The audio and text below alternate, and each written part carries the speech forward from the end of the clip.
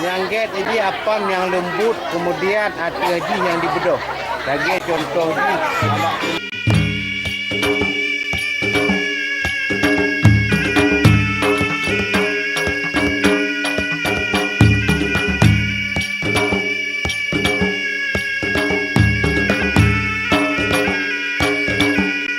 Apabila kau yang tentut apam, alirnya kamu akan membidana untuk tut apam kerja mukat duga timpang atau apa lain nyo cabak usaha atau kamu akan membidana kawarong untuk sampai kamu pergi rebak apabila nak tut buat timpang-timpang jadi nyubuh apam gampung